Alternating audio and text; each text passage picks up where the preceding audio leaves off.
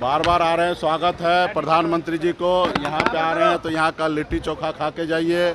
और मैं आपसे हाथ जोड़ के आग्रह करता हूँ कि बिहार के युवा को, बिहार के लोगों को इतना मूर्ख मत समझिए। आपने जो 2014 में या 2019 में जो आपने वादा किया था, वो वादा पूरा किए कि नहीं किए, वो हमारे बिहार के युवा को बताइए कि आपने कहा था कि 2 करोड़ नौकरी देंगे हर साल, वो पूरा किए कि नहीं किए, कितना पूरा किए। थोड़ा कम भी किए होंगे तो बता दीजिए कि कितना कम किए हैं। और आपने कहा था विदेश से काला धन लाएंगे, वो आया कि नहीं आया, और नहीं आया तो कितना नहीं आया, और कितना बिहार इंडिया से चला गया, उसके ऊपर बताइए। किसान को आई दुगुनी करनी थी, वो आपने किया कि नहीं किया, वो बताइए। बिहार को विशेष पैकेज देना था, वो आपने दिया कि नहीं दिया, वो बताइए।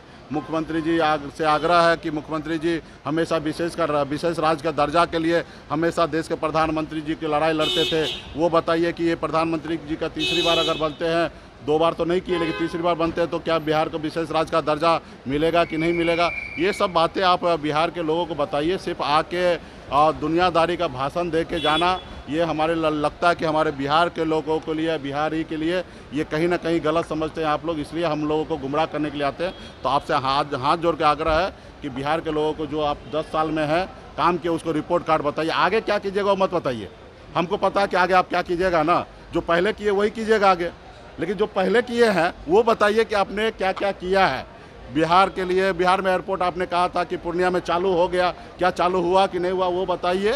तो ये तमाम चीज़ें जो है, जो खास करके बिहार के लोगों को, बिहार का तरक्की का बात जो हो उसके बारे में बात कीजिए। सिर्फ इधर आके भाषण और राशन मत दीजिए। पार्टी के जो नेता है वो जेडीयू में शामिल हुए हैं, जमीन लेकर के टिकट दिए आप लोग। देखिए, सत्ता पक्ष में है, वो लोग कुछ भी बोलेंगे, उनका हम लोग क्या जवाब देंगे। अभी वही जेडीयू है जिनके इधर 10 करोड़ रुपया का बॉन्ड आके किसी ने रख दिया और बैंक में डिपॉजिट कर लिए, और बाद में कहे कि ये बॉन्ड जो है 10 करोड़ किसी ने ला के रख दिया। अरे भाई, आपके पास आप लोग है ना, काम देते हो, धंधा देते हो, चंदा लेते हो। हम लोग गरीब लोग हैं, पिछड़े लोग हैं, हम लोगों पर जितना आरोप लगाना लगाइए, जितना गाली देना गाली दीजिए, जो करना कीजिए। हम लोग गरीब आदमी हैं, गरीब को तो कोई माई बाप होता नहीं है, गरीब को हर कोई टारगेट करता है। तो हम लोग छोटा पार्टी है, जितना टारगेट करना कीजिए। और रहा जेडीयू, खुद जो अपनी पार्टी ऑक्सीजन वेंटिलेटर पे है, वो दूसरे पार्टी को क्या तोड़ेंगे।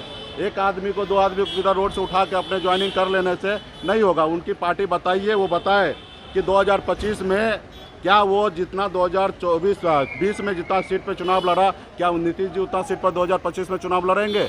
2025 तक उनकी पार्टी रहेंगे, ये लोकसभा चुनाव के बाद उनकी पार्टी रहेंगे। आज उनकी पार्टी में नीतीश जी इस चुनाव के बाद रिटायर होंगे, और रिटायर होंगे तो उनकी पार्टी स्वतः खत्म हो जाएंगे। उनके सैकड़ों लोग रोज हम लोगों को ज्वाइनिंग करते हैं, लेकिन हम लोग ये मीडिया में क्या लाएंगे।